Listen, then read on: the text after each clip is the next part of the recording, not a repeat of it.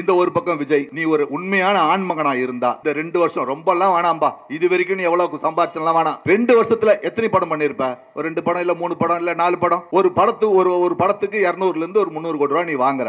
ஒரு 5 படம்னா 1500 கோடி ரூபாய் சம்பாதிச்சிருப்ப. உன் மனசாட்சியை தொட்டு சொல்லு, 1500 கோடி ரூபாய்க்கு ஒன்றிய அரசுக்கு ஒழுங்கா வரி கட்டியிருப்ப? நீ எவ்வளவு வரி கட்டியிருப்ப? ஒரு 100 கோடி, 50 கோடி, இல்ல 100 கோடி, இல்ல 200 கோடி எவ்வளவு கட்டியிருப்ப? நீ கணக்காட்ட முடியுமா? நீ ஒழுங்கா கணக்காட்டியா? நான் உனக்கு ஓட்டு போடுறேன். நீ இது கணக்காட்ட மாட்ட. ஆனா மத்த ஊழலை பத்தி பேச வந்துட்ட. நீ ஒரு சிறு உதவி கூட தமிழ்நாடு மக்களுக்கு திரும்ப கூட கிள்ளி போடாத நீ தமிழ்நாட்டு ஆளுநர் வந்து நிக்கிற. உனக்கு எல்லாம் வெக்கமா இல்ல? இது வரைக்கும் ஏதாவது ஒரு பாடத்துக்கு வந்திருப்பியா? திருப்பரங்குன்றத்தில் இவ்வளவு பிரச்சனை நடந்துட்டு இருக்குது, எதுக்காக ஒண்ணுக்காக நீ ஏதாவது பேசியிருப்பியா? ஆனா நீ வந்து இங்க மக்கள்கிட்ட வந்து நான் யார் தெரியுமா, நாங்கள் ஊழலை ஒழிக்க வந்திருக்கிறோம், 55 இன்ச்சுக்கு 56 இன்ச்சுக்கு அடுத்த இன்ச்சு இவருதான். உனக்கு எல்லாம் மனசாட்சியே இல்லையா? செத்து போனவங்களுக்கு ஆறுதல் தெரிவிக்க நாம வீடு வீடா போவோங்க. வீட்டுல உட்காந்துங்கன்னு புள்ள செத்துட்டேனா வா என் வீட்டுக்கு, என்கிட்ட ஆசீர்வாதம் தரேன் அப்படின்ற மாதிரி இந்த சங்கராச்சாரிய பார்க்க போவாங்க பாருங்க. நம்ம ஆளுங்க படிச்சவன் படிக்காதவன் முச்சல்விக்கு முள்ள மாதிரி எல்லாரும் போவாங்க பாருங்க, கும்பர போறேன்னு சொல்லிட்டு. அத மாதிரி உன் புள்ள செத்து போச்சா, உங்க புருஷன் செத்து போயிட்டானா, யாரா இருந்தாலும் சரி என் வீட்டுக்கு வா, நான் உனக்கு வந்து ஆறுதல் தரேன். இதெல்லாம் கேவலமா இல்ல? வரி எது போனா குறிப்பிட்ட சில பொருள் தான் வரி இருக்கும். ஆனா இப்போ எல்லாத்துக்குமே ஜிஎஸ்டி. எதுக்குடா ஜிஎஸ்டி? வட இந்தியா தயாரிக்கிற சப்பாத்தி பரோட்டா இதுக்கெல்லாம் வந்து 0% வரி. தமிழ்நாட்டில் நீங்க சாப்பிடுறீங்க பாருங்க, இட்லி தோசை புட்டுக்கு 5% வரி. சாப்பாட்டுல கூட மாடா. மலையாளி போறான், மலையாளத்துல பேசின்னு போறான். கன்னடர் போறார், கன்னடத்துல பேசின்னு போறான். இந்திக்காரன் போறான், ஹிந்தியில பேசின்னு போறான். எத்தனை பேர் இருக்கிற பாப்பம் ஒத்தம் சொல்லி சமஸ்கிருதத்துல பேசின்னு போறான்ட்டு. ஆனா சமஸ்கிருதத்துக்கு 2650 கோடி நீ வந்து நிதி ஒதுக்குற. ஒவ்வொரு நாட்டுக்கும் மாநாட்டுக்கும் போன ஒரு நிகழ்ச்சிக்கும் போனார்னா உடனே துப்பா இருக்கு துப்பாய தூ தூ தூன்னு சொல்லிட்டு வந்துடுற. உடனே நம்ம ஆளுங்கெல்லாம் ஆஹா தமிழ் பேசுறா தமிழ் பேசுறா தமிழ் பேசுற வணக்கம்னா போதும் உடனே ஒரே கைத்தட்டல். நம்ம ஆளுங்க ஒரு பூரிப்பு. மாமி வருது இங்க சென்னைக்கு, தமிழ்நாட்டுக்கு வருது. சென்னையில வந்துட்டு எல்லாம் வெங்காய விலை ஏறி போச்சு, பூண்டு விலை ஏறி போச்சுன்னு கேட்டா நான் வெங்காயம் பூண்டு சாப்பிடுறதே இல்லை, நீ சாப்பிடு சாப்பிடாம போ அப்படின்னா என்ன அர்த்தம்? எவ்வளவு திமிர் அது. வருமான வரித்துறை, அமலாக்கத்துறை, இப்ப நீதித்துறை எல்லாம் அதுல சேர்ந்துச்சு. இப்படி அமலாக்கத்துறை இது மாதிரி மற்ற துறைகளை போட்டு அமைக்க நம்மள வந்து அடக்கி வச்சிருக்கிற இந்த ஒன்றிய அரசு, இந்த பிஜேபி, இதுக்கு காவடி தூக்கின்னு போய்கிற அதிமுக, கூட இருக்கிற மற்ற கூட்டணி கட்சிகள் எல்லாருமே ஊழல் ஒழிப்புன்னு பேசிட்டு வந்து நிக்கிறாங்க. நாங்க எந்த தேர்தலையும் எங்களுக்காக நாங்கள் யாரும் போட்டிட்டு வரதில்லை. ஆனால் இந்த பிரச்சாரம் எதுக்காக அப்படிங்கிறத கேள்வி எழும்போது நாங்கள் யார் வரக்கூடாது அப்படிங்கிறதுல முக்கியத்துவம் காட்டணும் அப்படிங்கிறதுக்காகத்தான் இந்த பிரச்சாரமே. ரெண்டாவது தான் யார் வரணுன்ட்டு. ஏன்னா நமக்கு தெரியும், இப்போ நம்ம தொலைக்காட்சி ஊடகங்கள் நம்மளாம் தொடர்ந்து பார்த்துட்டு இருக்கிறோம். திருப்பரங்குன்றம் கோவிலில் முழக்கம் வைக்கிறாங்க. இந்து முன்னணியில் வந்திருக்கிறவங்க எல்லாம் முருகன் வாழ்கன்னு சொல்லலாம், வள்ளி தெய்வானை வாழ்கன்னு சொல்லலாம், இல்லை என்ன ஒன்னாலும் வாழ்கன்னு சொல்லலாம். அது தப்பு இல்லை. ஏன்னா அந்த கோவில் கடவுள் முருகன். ஆனா அங்க போயிட்டு பாரத் மாதா கி ஜெயின்னு சொல்றிய, பாரத மாதாவுக்கும் முருகனுக்கும் என்னையா சம்பந்தம் இருக்குது? அப்படின்னா என்ன திட்டம்? அங்க வந்து கோவில்ல சாமி கும்பிட நீ வரல, அங்க இருக்கிற மக்களை பிரிச்சு ஆளணும், அங்க கலவரம் மூலணும், அதன் மூலமா நீ ஓட்டு வாங்கணும் அப்படிங்கிற ஒரு காரணம் தானே. இதுக்காக அங்க வந்து நீ பாரதி மாதாக்கு ஜெய், எங்க எதை பொண்ணுங்கிற விவசாயே உங்களுக்கு இல்லையாடா? எனக்கு ஒரு இப்ப இங்க மோடி வந்தாரு, பேசினாரு, பிஜேபி காரங்களா தொடர்ந்து பிரச்சாரம் பண்றாங்க. எனக்கு ஒரே ஒரு சந்தேகம் தான், நீங்க என்னன்னு பிரச்சாரம் பண்ணுவீங்க? எப்படி ஓட்டு கேட்பீங்க? இது மாதிரி பாரத மாதா பேரால ஓட்டு கேட்பீங்களா? இல்ல மோடி தேர்தல் பத்திர ஊழல் பண்ணாருங்களே, கிட்டத்தட்ட தேர்தல் பத்திரம் மூலமா நிதி வசூல் பண்ணலாம் சொல்லிட்டு ஒரு 6500 கோடி வசூல் பண்ணாங்க. அதை என்ன பண்ணாங்க? எந்த கேள்வி எதுக்கும் பதில் இல்லை. இந்த பிஎம் கேர்னு ஒரு நிதி ஒன்று அது வசூல் பண்ணாங்க. பிஎம் கேர்னாக்கா அதாவது இந்த கொரோனா காலத்தில் மற்ற காலங்கள் எல்லாம் வந்து மக்களுக்கு இந்த நிவாரணப் பொருட்களுக்காக நிவாரணத்துக்காக நிதி வசூல் பண்ணுவாங்க. அப்படி வசூல் பண்ண நிதி என்ன ஆச்சு, எவ்வளவு வசூல் பண்ணீங்க, அதை என்ன செலவு பண்ணீங்கன்னு நம்ம ஆளுங்க கேள்வி கேட்டா அதை நீங்க யாரும் கேட்கறதுக்கு, பொதுமக்கள் யாரும் கேட்கறதுக்கு உரிமை இல்லை. சரிப்பா, பொதுமக்கள் கேட்கறது தான் உரிமை இல்லை. நாடாளுமன்றத்தில் போயிருக்கிற எம்பிக்கள் யாராவது கேட்கலான்னா உனக்கும் உரிமை இல்லைன்ட்டான். அப்ப அதை யார் தான் கேட்கலன்னா யாருமே கேட்கக்கூடாது. அப்படின்னா என்ன அர்த்தம்? நான் எவ்வளவு வேணாலும் வாங்கி வச்சிருப்பேன், நான் யாருக்கு வேணாலும் செலவு பண்ணுவேன், நீ அதை கேள்வி கேட்க கூடாது அப்படிங்கிறது தான் அதனுடைய திட்டம். இப்படி இது மட்டும் இல்லைங்க, சிஏஜி அறிக்கை ஒன்று வெளியிட்டாங்க. எவ்வளவு சொல்றாங்க? 7,50,000 கோடி ரூபாய் ஊழல். பாரத மாலா சாலை திட்டப்படத்தில் ஊழல், ஆயுஷ்மான் பாரத் அப்படிங்கிற எல்ஐசி இன்சூரன்ஸ் திட்டத்தில் ஊழல். இப்படி ஊழலை பத்தி நீங்க பிரச்சாரம் பண்ணுவீங்களா? இல்ல இங்க எங்களுடைய திராவிட மாடல் ஆட்சி அவர் மு.க. ஸ்டாலின் அவர்களுடைய செயல் திட்டங்களை பத்தி நீங்க பிரச்சாரம் பண்ணீங்களா? எங்களுக்கு ஒன்றும் புரியல. பார்த்தா திறமை கூட்டங்கள்ல நாங்க தான் முதல்ல ஆரம்பிப்போம். இப்ப பார்த்தா எங்க பார்த்தாலும் கூட்டங்கள் ஆரம்பிச்சிருக்கிறாங்க. அங்க நீங்க வேற என்னதாங்க பேசுவீங்க?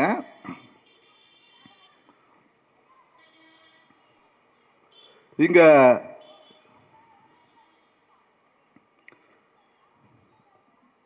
இப்போ பிஜேபி மட்டும் இப்ப நமக்கு வந்து போட்டியா இல்லை. இப்போ அதிமுக வந்திருக்கிறோம். இப்போ அவங்க ஒரு கூட்டணி எல்லாம் ஊழல், திமுக ஊழல் செஞ்சிச்சு, நாங்க வந்து அதை கண்டிச்சு நாங்க ஒரு கூட்டணி, அதாவது ஊழலற்ற கூட்டணி அப்படின்னு சொல்றாங்களே.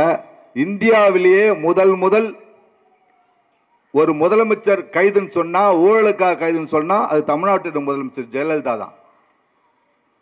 அது மட்டும் இல்ல, இப்போ எடப்பாடி பழனிசாமி மேல உயர் நீதிமன்றத்தில் வழக்கு வந்தது. ஊழல் செய்திருக்காருன்னு சொல்லிட்டு அவர் மேல வழக்கு நடவடிக்கை எடுக்க சொல்லி உத்தரவு போட்டாங்க. உடனே ஒட்டார் உச்ச நீதிமன்றத்தில். அமித்ஷா கிட்ட போனார், ஐயா என் மேல ஊழல் வழக்கு வந்துச்சு, அதை விட தடுத்து நிறுத்துங்கன்னாங்க.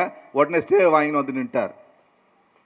தினகரன் ரெட்டலை மேல ரெட்டலை எனக்கு தான் சொந்தம் அப்படின்னு சொல்லிட்டு அவர் வழக்கு போட்டார். அதுக்கு ஊழல் லஞ்சம் கொடுத்தார். அதுக்கு அவர் மேல வழக்கு இருக்குது, ஊழல் வழக்கு இருக்குது. இவங்க ஒரு கூட்டணி அதில் மெம்பர்.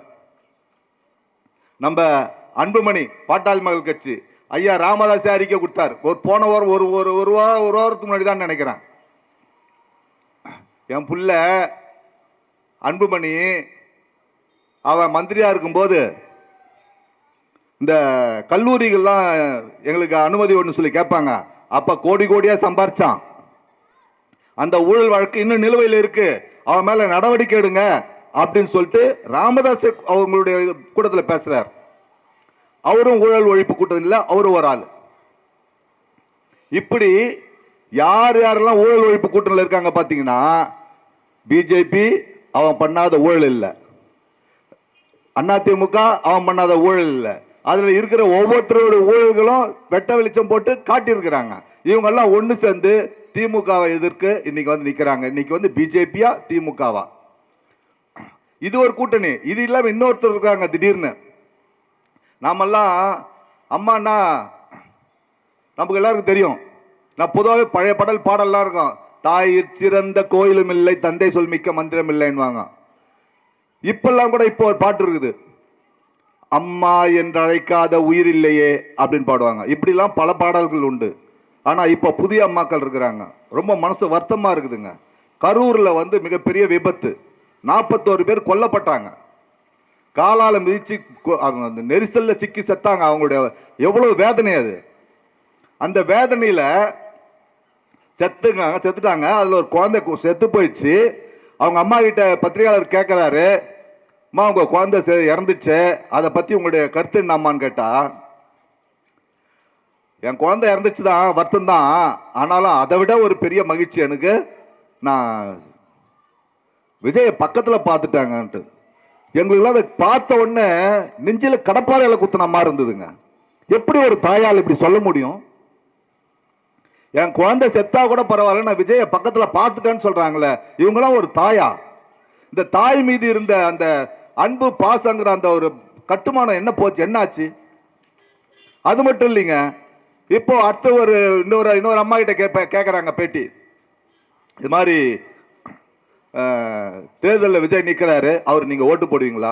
நான் கண்டிப்பா ஓட்டு போடுவேன். உங்க வீட்டில் இருக்கவங்களாம் எப்படி ஓட்டு போடுவாங்க? அவங்களும் கண்டிப்பா ஓட்டு போடுவாங்க. ஓட்டு போடலைன்னா எல்லாருக்கும் விஷ வச்சு கொண்டுருவேன்.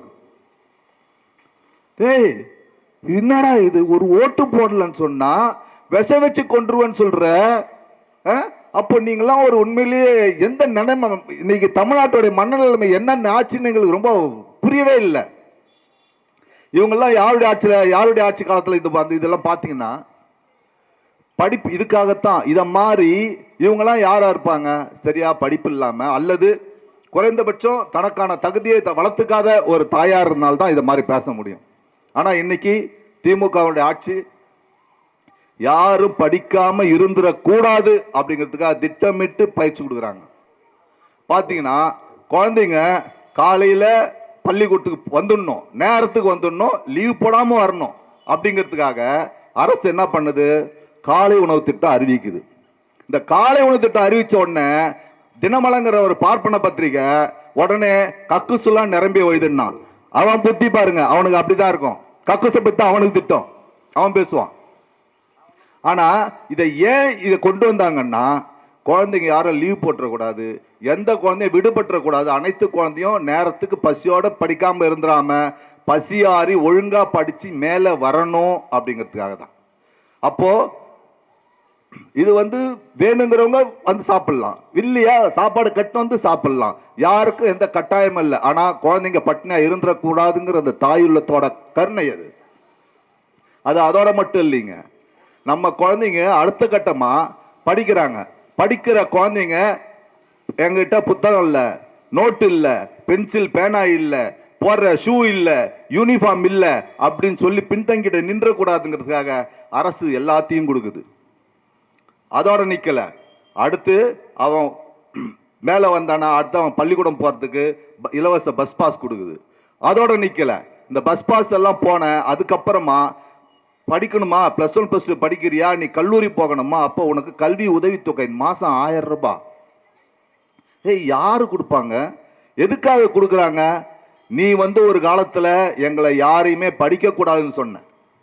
எங்க அப்பா படிக்கல, எங்க தாத்தா படிக்கல, தாத்தாவுக்கு தாத்தா படிக்கல, எல்லாருமே காலங்காலமா படிக்க கூடாது, இந்த பார்ப்பனியம் நம்மள தீண்டத்தாகாதவன் ஒடுக்கப்பட்டவன் அப்படின்னு சொல்லிட்டு நம்மள எல்லாரும் படிக்க கூடாதுன்னு சொல்லி நீ தடுத்து வச்சிருந்தான். நமக்கு எல்லாருக்கும் தெரியும், உங்க உட்கார்ந்துருக்க அத்தனை பேர்கள் இல்லை பாக்குறவங்க கேட்கறவங்க எல்லாருக்கும் தெரியும். நம்முடைய தாத்தா அப்பாக்களுக்கும் தாத்தாக்களுக்கும் என்ன நிலைமை? காசு இல்லாமலா, பள்ளிக்கூடம் இல்லாமலா, படிக்க கூடாதுன்ற நம்முடைய மூளையில போட்டு வச்சிருந்த அந்த திட்டத்தினுடைய விளைவா நம்மளை படிக்க கூடாம தடுத்து வச்சிருந்தான். அவருடைய விளைவு நம்ம அப்பாக்கள் வரைக்கும் படிக்காம வந்தாங்க. ஆனா இன்னைய நிலைமை, என் பிள்ளைங்க நான் வெறும் 10ஆம் வகுப்பு 12ஆம் வகுப்புன்னு சொன்னா என் பிள்ளைங்க ஒவ்வொருத்தருமே இன்னைக்கு இருக்கிற இளைஞர்கள் இப்போ யாரை கேட்டாலும் சரி, அவன் இன்ஜினியர்ன்றான், டாக்டர்ன்றான், ஏதோ ஒரு வகையில கண்டிப்பா மருத்துவராகவோ பொறியாளராகவோ அல்லது ஒரு உயர் கல்வியை படிச்சு இன்னைக்கு ஒரு நல்ல நிலையில வேலைக்கு போயிட்டு இருக்கிறான்னு சொன்னா அதுக்கு காரணம் தொடர்ந்து இந்த திராவிட இயக்கங்கள், திராவிட கட்சிகளினுடைய உழைப்பு. இன்னைக்கு தலைவர் மு.க. ஸ்டாலின் அவர்கள், முதலமைச்சர் அவர்கள் இன்னைக்கு திட்டங்களை வகுத்து கொடுத்துட்டு இருக்காரு. நான் முதல்வன் திட்டம் அப்படின்னா என்ன? நான் எல்லாத்துலயும் முன்னாடி வரணும், ஒன்றும் இல்லை, +2 முடிச்சுட்ட, நான் அடுத்து கல்லூரிக்கு போகணும், போட்டித் தேர்வு எழுதணும், பொறியியலுக்கு இப்போ மருத்துவத்துக்கு நீட்டுக்கு தேர்வு எழுதணும், நீட்டை தடுக்கிறேன்னு சொன்னா வந்தாங்க மோடி கிட்ட, நம்மளுங்க கூட்டணி கட்சிக்காரங்க எல்லாம் வந்தாங்களே, ஐயா எங்க தமிழ்நாட்டில் ஒரு பிரச்சனை இருக்குது, நீட்டுங்கிற ஒரு தேர்வு இருக்குது, அதை எப்படியாவது நீங்க விலைக்கு கொடுங்க யாராவது கேட்டாங்களா? இல்லை. ஆனா இந்த நீட்டுக்கு அரசு போராடிக்கிட்டே இருக்குது, சட்ட போராட்டம் நடத்திக்கிட்டே இருக்குது. அதே பக்கம் இன்னொரு பக்கம் என் மாணவர்கள் நீட்னால பின்தங்கி விட கூடாதுன்னு சொல்லிட்டு அவங்களுக்கு பயிற்சி வகுப்புகள் வச்சிருக்கிறாங்க. அந்த பயிற்சி வகுப்புகளுக்கு நான் முதல்வன் திட்டத்தின்படி நீ போனீன்னா உனக்கு போன உணவு இலவசம், படிக்கும் பாட புத்தகங்கள் இலவசம். இலவசன்ற வார்த்தையை அவங்க தவிர்த்துறாங்க, நான் இருந்தாலும் பேச்சுக்கு சொல்றேன். நாங்க படிக்கும் பாட புத்தகங்கள் உங்களுக்கு இலவசம், பயிற்சி வகுப்புகள். நீங்க ஒருவேளை வெளியூர் மாநில மாவட்ட தோழர்களா இருந்த கிராமத்திலிருந்து மாவட்டத்துங்களுக்கு வந்தீங்கன்னா அங்க உங்களுக்கு தங்குமிடம் இலவசம். இப்படி அனைத்தையும் கொடுத்து படிக்க வைக்கிறாங்க. அது மட்டும் இல்லைங்க, இந்த படிச்சு தேர்வு எழுதி கல்லூரியில் போய் சேர்ந்துடுறீங்க. நீங்க எந்த பட்டம் வேணாலும் படிச்சுட்டு வந்தீங்கன்னா நம்ம இந்த இப்ப இருக்காங்க பாருங்க, இந்த ஆட்சியர்லாம் அரசு எல்லாம் கலெக்டரு, தாசில்தார், இதை மாதிரி பொறுப்புலாம் இருக்கு பாருங்க. அதே மாதிரி IAS IPS, இந்த IAS IPS தேர்வு எழுதக்கூடிய UPSC தேர்வு எழுதுற மாணவர்கள் ஒவ்வொருத்தருக்கும் முதல் நிலை தேர்வா மாசம் 15,000 ரூபாய். நீ எதுக்கு படி, தங்கத்துக்கு உனக்கு இப்போ எல்லாமே கொடுக்குறோம் நாங்கள், படிங்க.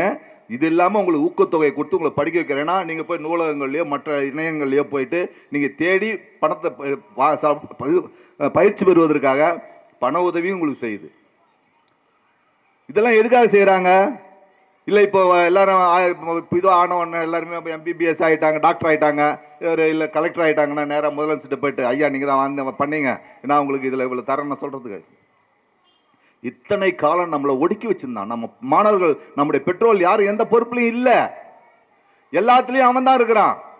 இன்னைக்கு உயர் நீதிமன்றத்தில் அவன் தான் இருந்தான். இன்னைக்கு தமிழ்நாடு தென்னிந்தியாவை தவிர நீங்க வட மாநிலங்கள் எங்க போனாலும் பார்ப்பனர்கள் தான் நீதிபதிகளை தவிர வேற யாருமே கிடையாது. அது மட்டும் இல்ல, இந்திய ஒன்றியத்தில் இருக்கக்கூடிய அனைத்து அமைச்சர்களுடைய உதவியாளர்கள், நேர்முக உதவியாளர்கள், தலைமைச் செயலாளர்கள் அத்தனை பேரும் பார்ப்பனர்கள் தான். உச்ச நீதிமன்ற நீதிபதிகள் அத்தனை பேரும் பார்ப்பனர்கள் தான். 70 பேர் இருக்கிறாங்க சொன்னா 3 பேர் தான் SC, ஒருத்தர் ST, MBC ஒருத்தர் கூட கிடையாது அங்க. மீதி அத்தனை பேரும் பார்ப்பனர்கள் தான். பெரியார் அந்த காலத்திலே சொன்னாரு, டேய் நீ படிச்சு உன்னுடைய சட்டத்திட்டங்களா தெரிஞ்சுக்க நீ இங்க போனீன்னா நீ உயர் நீதிமன்றம் போனா உச்ச நீதிமன்றம் மொத்தமா பாப்பான் தாண்டா இருப்பான். நீ அங்க போனா இந்த தீர்ப்பு இங்க பாரு, தமிழக அரசு என்னென்ன தான் சட்டங்கள் நீட்டுக்காகவோ இல்ல இந்த கோவில் நுழைவு அர்ச்சகர்களுக்கு பயிற்சி எல்லாத்துக்குமே அங்க போனோடனே அவன் உடனே தடை கொடுத்துட்றான். இதுதான் சொன்னார் பெரியார். அதுக்குதான் நம்ம மாணவர்களை, டேய் நீ இப்படிதான் பின்தங்கிடக்கூடாது, நீ படிச்சு வா, முடிஞ்ச அளவுக்கு இந்திய அரசு அளவில் போலனா கூட சரி, தமிழ்நாட்டுக்குள்ள இருக்கிற அனைத்து உயர் பொறுப்புகளும் தமிழ் வழியில படித்த தமிழ் மாணவர்களுக்கு இங்க நீ IAS IPS மற்ற உயர் தேர்வுகளை நீ தேர்ச்சி பெற்று வந்துட்டுனா நாங்க உங்களுக்கு வேலையை தரோம், ஏன் மக்களாக நீங்க முன்னாடி வந்து நிக்கணும் அப்படிங்கிறத இதுலதான். இதுக்காக தாங்க நாங்க திமுக ஆதரிச்சு நாங்க பிரச்சாரம் பண்றோம். எங்களுக்கு என்ன போன உடனே நாங்க பிரச்சாரம் பண்ண உடனே தமிழக முதல்வர் கூப்பிட்டு எங்களுக்கு எல்லாரும் சால்வையை போட்டு ஆளுக்கு இருந்தாங்க இவ்வளவு பிடிங்க, இல்லை இந்த வேலையை பிடிங்க, நாங்களும் எதிர்பார்க்க மாட்டோம், அவங்க கிட்ட நாங்கள் அதை கேட்கவும் மாட்டோம். ஆனால் நாங்கள் செய்யறதுக்கு காரணம் இன்னைக்கு தமிழ்நாடு மேலே வரணும். இவனுடைய இந்த RSS BJP-னுடைய தலையீடு இங்கே தமிழ்நாட்டுக்குள்ள நுழையக்கூடாது.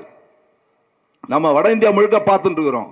மதத்தின் பேரால எவ்வளவு பிரச்சனைகள், எந்த பிரச்சனை மோடி தலையிட்டு இருக்காரா? எதுக்காவது போய் பார்த்துருக்காரா? ஒரே ஒரு கலவரம் இங்க, ஒரே ஒரு பிரச்சனை கொண்டாந்தானுங்க பாரு, டக்குன்னு திருப்பரங்குன்றத்தில் எவ்வளவு பெரிய பிரச்சனை பண்ணானுங்க. ஒன்றும் கிடையாது. தீபத்தூன்றது வழக்கமா கோவிலுக்கு மேல ஏத்துற தீபத்தூண் இருக்கு, அங்க ஏத்துறான் உத்தரவு இருக்கு. இவன் நேரா அந்த அளவைக்கல் இருக்குது, நில அளவைக்கல் இருக்குது, அதுக்கான ஆதாரங்களும் இருக்குது. போனை எடுத்தோம்னா போன்ல எல்லாமே இருக்குது. அது நில அளவைக்கல் தான்ட்டு, அது எங்கேயோ இருக்குது. அங்க தர்கா, சிக்கந்தர் தர்கா இருக்குதான், அது பக்கத்துல நில அளவைக்கல் இருக்கான், அதனால அது தீபத்தூண். அதுல நீ போய் ஏத்துன்றான். இதை யார் சொல்றாரு? ஒரே ஒரு இரவுல தீர்ப்பை கொடுக்குற, ஒரே நாள் பகல் ஒரு இரவு தாக்கல் பண்ண, நேற்று தாக்கல் பண்றான், இன்னைக்கு அது உடனே எடுத்துக்கொள்ளப்படுகிறது.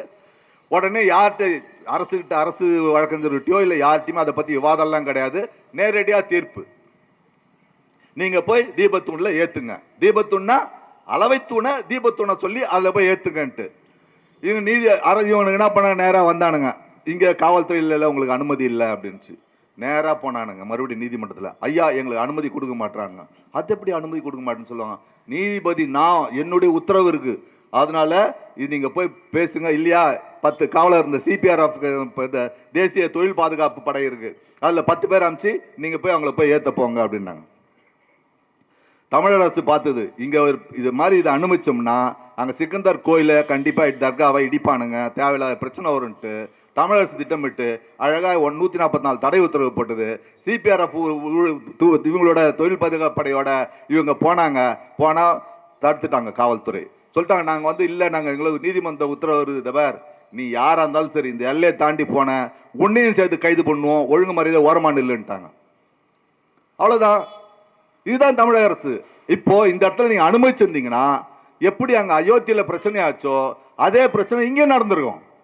அதை கலவரத்தை தடுக்க விடாம தடுத்தது முதலமைச்சருடைய திட்டம். மிகச்சரியான பதிலடி. 144 தடை உத்தரவு போடு, தமிழ்நாட்டுக்குள்ள எவன் அந்த எல்லைக்குள்ள எவன் வந்தாலும் கைது பண்ணுச்சு. நீ எந்த படைவீரனா ஒன்னா இரு, இது எங்க எல்லை, மூட்டு வேலையை பாடுறா அப்படின்ட்டாங்க.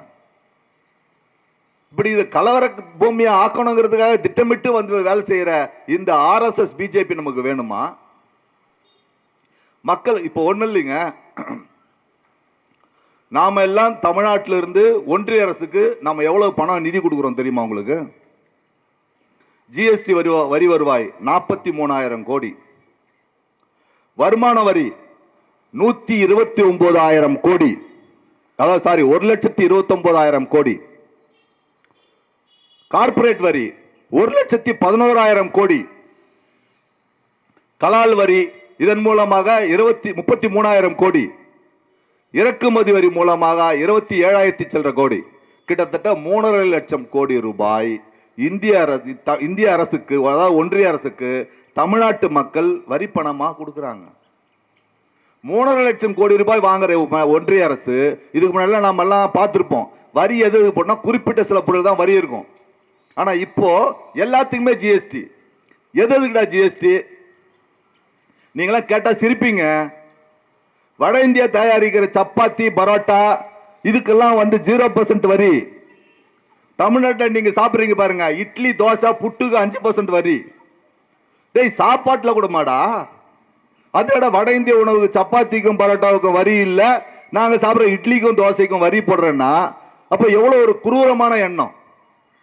எங்களுக்கு நிதி இல்லைன்னு சொல்லிட்டு நம்ம போராடி, இது மாதிரி இந்த நிஷா புயல், இந்த மற்ற புயல்லாம் வந்தது, அவ்வளோ வெள்ளம் வந்தது, பணம் வேணும்னு சொல்லிட்டு நிர்மலா சீதாராமன் கிட்ட போய் நான் போய் கேட்குறோம். கேட்ட உடனே அந்த அம்மா சொல்றாங்க, இதுன்னா உங்க அப்பா விட்டு பணமா, நீங்க குத்து வச்ச மாதிரி கேட்குறீங்க. இப்படியே சொல்லிச்சுங்க.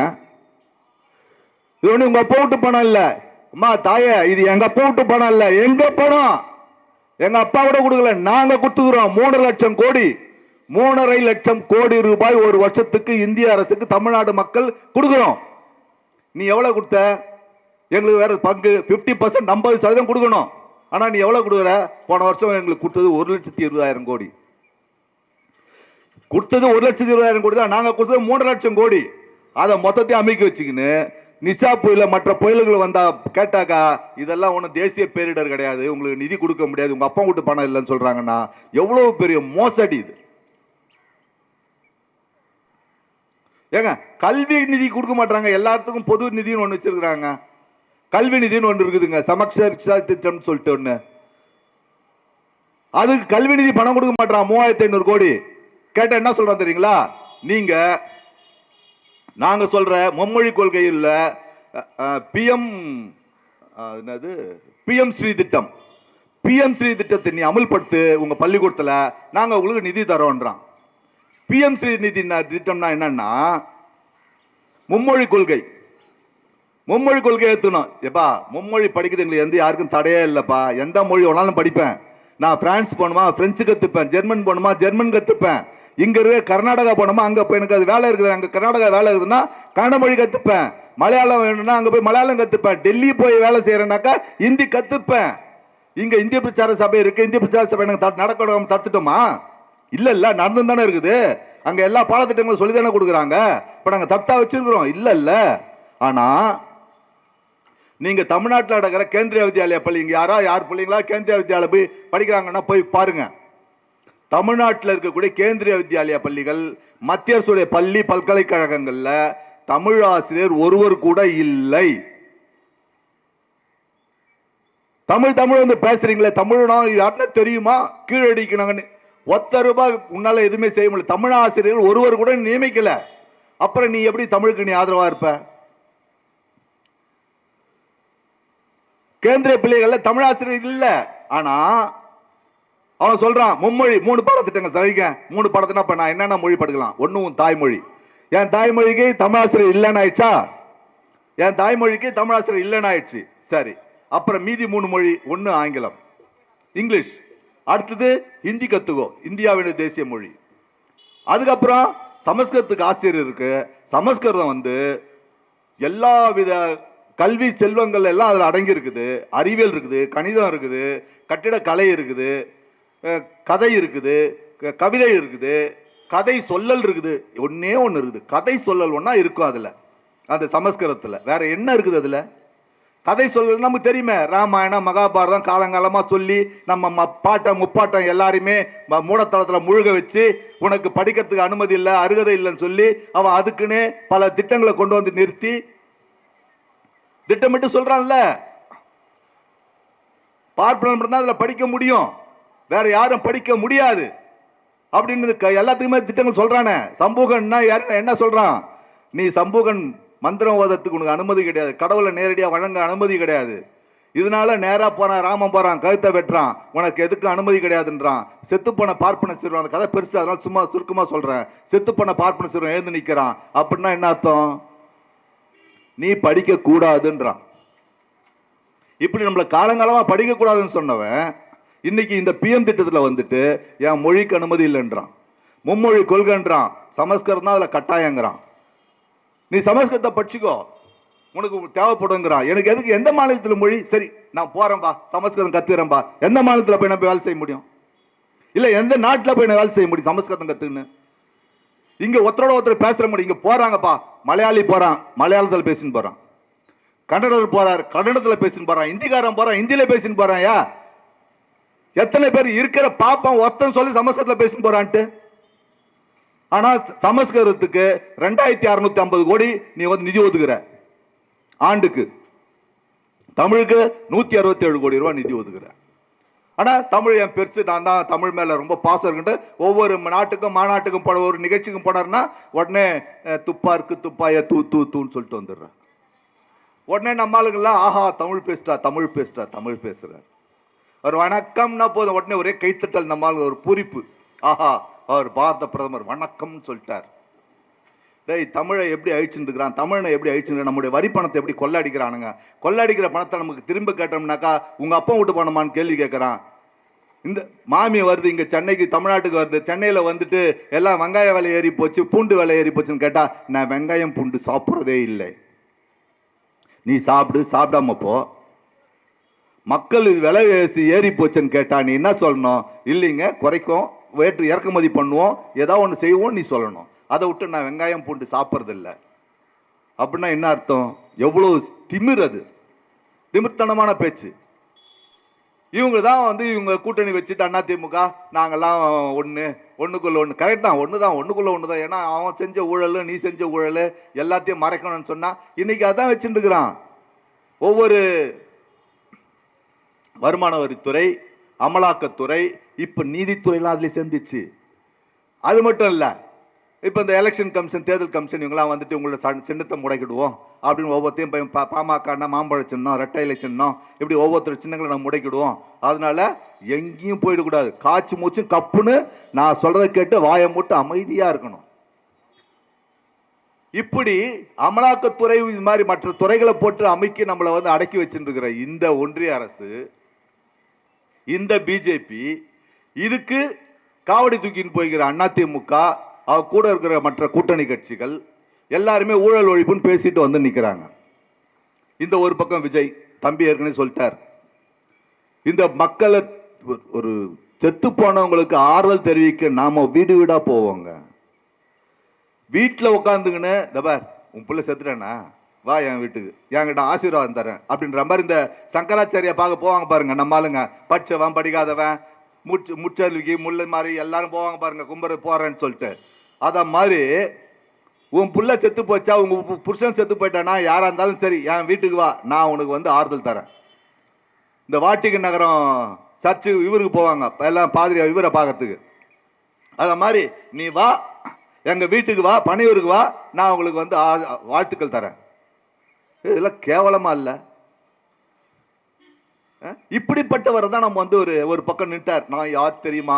நீங்க அந்த வீடியோ பார்த்தீங்கன்னா உங்களுக்கு தெரிஞ்சிருக்குங்க. அந்த படுகொலை நடந்த அந்த கரூர் வீடியோவை இப்போ கூட இருக்கும், இணையத்தில் இருக்கும் பாருங்க. அவன் சொல்ற அப்படியே விஜய் சொல்ற அந்த இது அப்படியே காட்சி காட்டுது. இப்போ அதுல வீடியோவில் போடுறாங்க, இங்க பாரு இங்க பாரு இங்க பாரு இங்க பாரு அப்படின்னு சொல்லி திரும்பி கையாசிப்பாரு. உடனே அசைச்ச உடனே அந்த பக்கம் மக்கள்லாம் ஓடு கத்துவான். உடனே இந்த பக்கம் திரும்பி கையாசிப்பாரு, அப்படியே இந்த பக்கம் இருக்கலாம் ஓடு கத்துவாங்க. இதை பார்த்து பாத்தியா பாத்தியா பாத்தியா? அப்போ உன் மனசுக்குள்ள என்ன இருக்குது? இதுதான் மக்கள் மீதான பாசமா, இல்ல உன் தொண்டர்கள் மீது வச்சிருக்க நீ அன்பா? ஒரு வெறி, அவன் வெறியோட இருக்கிறான், நீ அந்த வெறிக்கு தீனி போடணும்னு நினைக்கிற. அப்ப நீ எப்படி வந்து இந்த மக்களை பாதுகாப்புன்னு நினைப்ப? நீ இது வரைக்கும் நீ ஒரு உண்மையான ஆண்மகனா இருந்தா, என்னுடைய ஒரே ஒரு இந்த 2 வருஷம் ரொம்பலாம் வேணாம்பா, இது வரைக்கும் நீ எவ்வளவு சம்பாதிச்சலாம் வேணாம், 2 வருஷத்துல எத்தனை படம் பண்ணிருப்ப? ஒரு 2 படம் இல்ல 3 படம் இல்ல 4 படம்? மொத்தம் நீ எவ்வளவு படம் இந்த 2 வருஷத்துல நீ எவ்வளவு சம்பாரிச்ச? ஒரு படத்துக்கு 200ல இருந்து ஒரு 300 கோடி ரூபாய் நீ வாங்குற. ஒரு 5 படம்னா 5 1 லட்சம் 1500 கோடி ரூபாய் சம்பாரிச்சிருப்ப. உன் மனசாட்சியை தொட்டு சொல்லு, 1500 கோடி ரூபாய்க்கு ஒன்றிய அரசுக்கு ஒழுங்கா வரி கட்டியிருப்ப நீ? எவ்வளவு வரி கட்டியிருப்ப? ஒரு 100 கோடி, 50 கோடி, இல்ல 100 கோடி, இல்ல 200 கோடி? எவ்வளவு கட்டியிருப்ப நீ? உன்னால் கணக்காட்ட முடியுமா? நீ ஒழுங்கா கணக்காட்டியா? நான் உனக்கு ஓட்டு போடுறேன். நீ இது கணக்காட்ட மாட்ட. ஆனா மத்த ஊழலை பத்தி பேச வந்துட்ட நீ.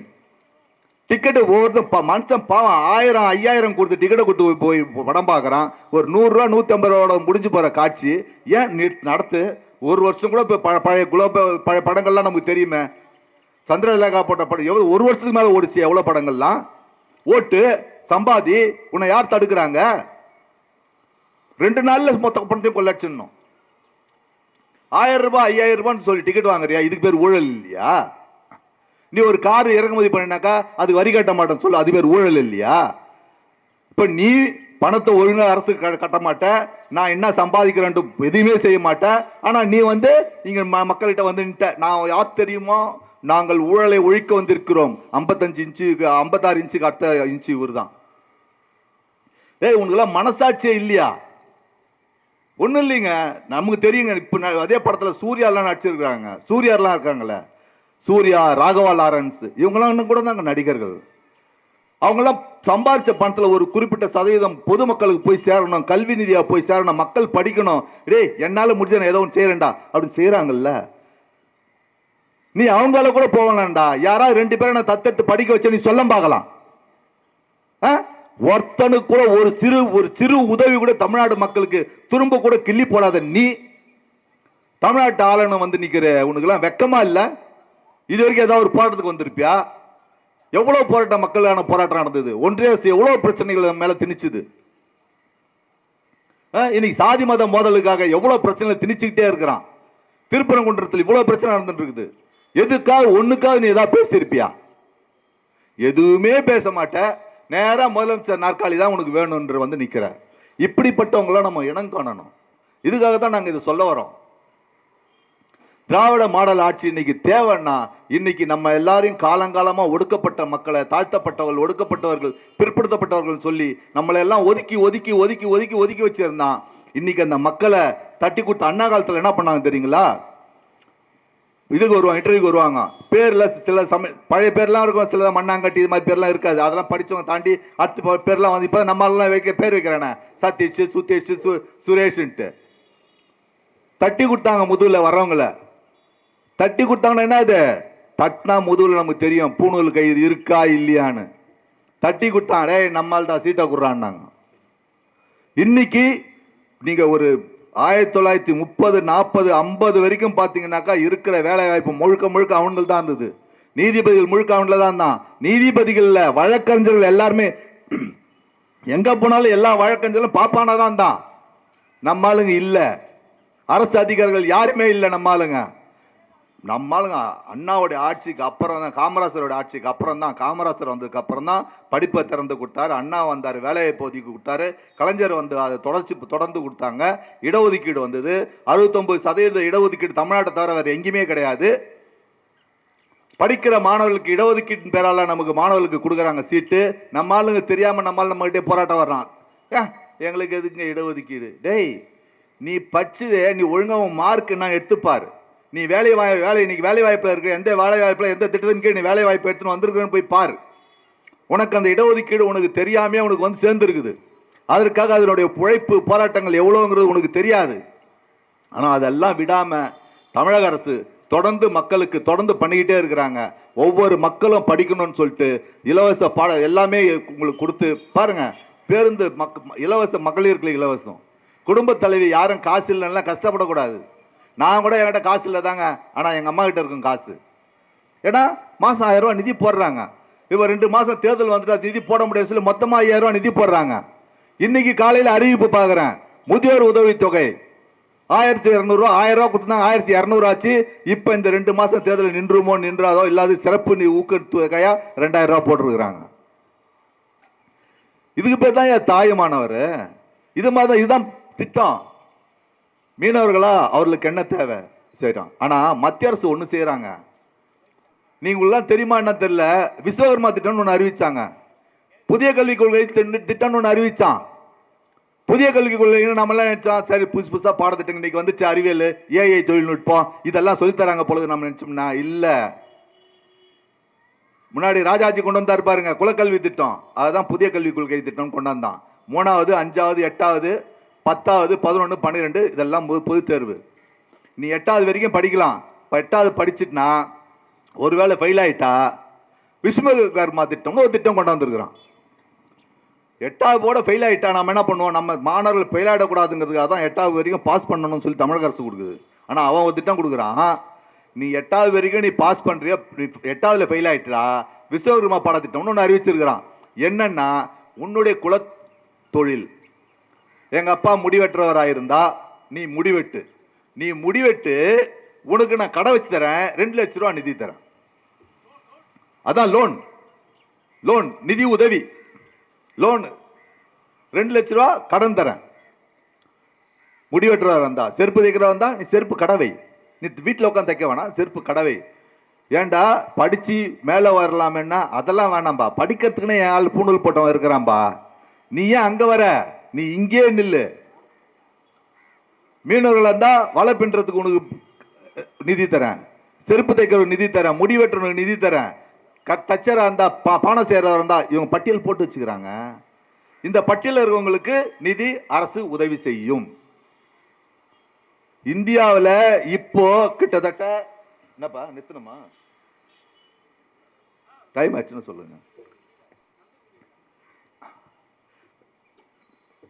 என்ன சொன்ன சரி, இப்படி நம்மளை ஒன்றிய அரசு நம்மளுடைய மீது இது மாதிரி இந்த விஸ்வகர்மா திட்டத்தின் கொண்டு வந்து நம்ம எல்லாரையும் படிக்க விட மாட்டான். நம்ம தமிழ்நாட்டில் இதுதான் தமிழ்நாடு அரசு என்ன பண்ணுது, திட்டமிட்டு அப்படிலாம் பண்ண முடியாதுடா, 8வது படிச்சா உனக்கு எல்லாமே திட்டங்கள் பணம் தரேன், நீ +1 +2 வரைக்கும் நீ போ, அதுக்கு உனக்கு மாதம் 1000 ரூபா பணம் தரேன், கல்லூரி போனாலும் பணம் தரேன், ஏன்னா நீ இது மாதிரி விஸ்வகர்மா திட்டம் சொல்லி உன்னை வீட்டில் முடக்கிட போறான், அப்படிலாம் உன்னை விடமாட்டேன்னு சொல்லி தமிழ்நாடு அரசு சொல்லுது. ஒன்றிய அரசு நீ யாரும் படிக்கக்கூடாதுன்னு சொல்லிட்டு 86,000 பள்ளிக்கூடங்கள் போன வருஷம் மட்டும் மூடி இருக்கிறான். 86,000 பள்ளிக்கூடங்கள் மூடி இருக்குது ஒன்றிய அரசு. ஆனால் தமிழ்நாடு அரசு இந்த வருஷம் கூடுதலாகவே 1000 பள்ளிகள் திறந்து மாணவர்கள் படிக்கிறதற்கு, தோழர்கள் தொடர்ந்து முன்னேறுவதற்கான வழிவகைகள் செய்து கொண்டிருக்கிறது. ஆகையால் தான் தோழர்களே நாங்கள் சொல்கிறோம், திராவிட மாடல் அரசை நாம் ஆதரிக்க வேண்டும். தமிழ்நாட்டிற்கு வரும் பார்ப்பனிய இந்த RSS கும்பலை விரட்டடிக்க வேண்டும். விஜய் போன்றவர்களுக்கோ சீமான் போன்றவர்கள் நம்ம வாக்களிக்க கூடாது. ஏன் நாம் அப்படி சொல்லலாம், நான் பரவாயில்ல, எனக்கு திமுக பிடிக்கல, நான் விஜய்க்கு போடுறேன், இல்லை நான் சீமானுக்கு போடுறேன், இல்லை வேற யாருக்காவது போடுறேன், ஆனால் சுயேட்சைக்கு போடுறேன்னு நினைச்சிங்கன்னா உங்களுடைய வாக்கு வங்கி சிதறி போகும். இப்போ இவன் ஏற்கனவே இங்க அந்த SIR படிவத்தின் மூலமா கிட்டத்தட்ட 1 கோடி பேருக்கு மேல இங்க தமிழ்நாட்டில் மட்டுமே நீக்கி இருக்கிறான். இதனால வட இந்தியர்களை இங்க படையெடுத்து இருக்கிறாங்க. அவன்லாம் ஓட்டு போட்டு நம்முடைய வாக்கை குறைச்சி அவன் வெற்றி பெறுவதற்கான வாய்ப்பை ஏற்படுத்திட்டானா அது மிகப்பெரிய தவறா முடிஞ்சிடும். ஆகையால் தான் சொல்கிறோம் தோழர்களே, அனைவரும் திராவிட முன்னேற்ற கழக கூட்டணிக்கு வாக்களித்து வெற்றி பெற செய்ய வேண்டும் என்று கூறி வாய்ப்பளித்தமை நன்றி கூறி விடைபெறுகிறேன். நன்றி, வணக்கம்.